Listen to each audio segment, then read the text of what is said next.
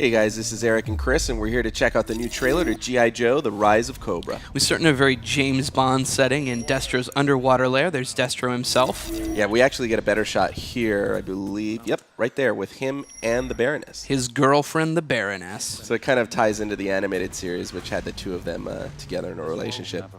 There's a real international flair to this movie. They're kind of all over the globe.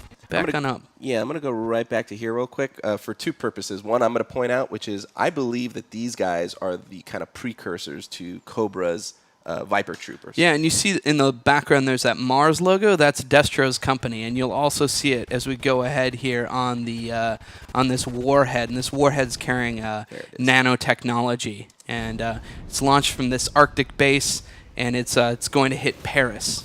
Yeah, that really, you know, the good thing about the film is they are staying in tune with the sci-fi angle of the animated series. And so instead of a nuke, they launch a missile that just carries millions and millions of nanites, which can cause mass destruction. Exactly. In the international trailer, they said the French are pretty upset. And the president responds, "Why wouldn't they be?"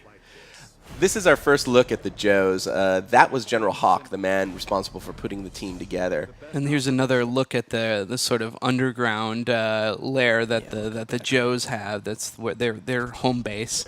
And now we're going to go kind of one by one, introducing you to everybody, starting with Channing Tatum, who plays Duke. Yep, you've seen him recently in Fighting. I think he was in Step Up. This is Mr. Echo from Lost playing Heavy Duty.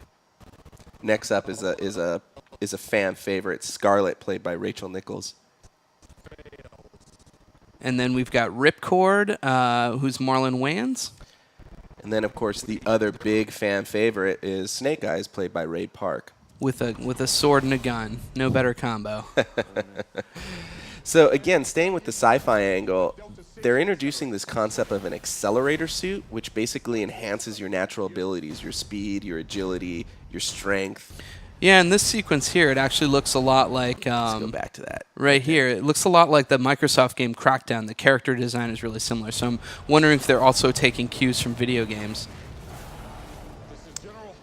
Right here is kind of the money shot of the Joes all together. We'll just do a real quick rundown left to right.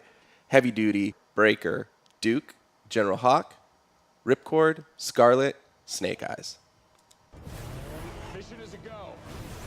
Oh, let me go back to that too, because you had something to say about this, right, Chris? Yeah. So you notice that we have a little relationship here, a little cross pollination.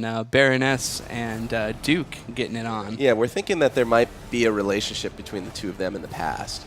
And right there, that guy leaping out the window, that was Storm Shadow in the white. And here you see a more extended sequence of Storm Shadow versus Snake Eyes.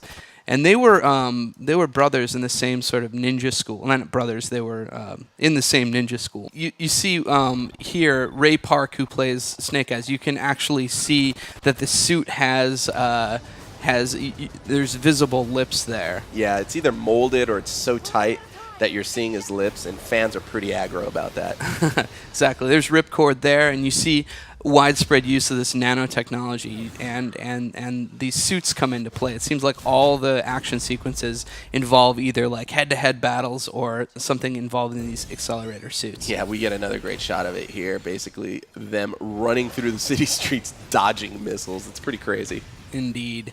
And we think this is Ripcord and Duke.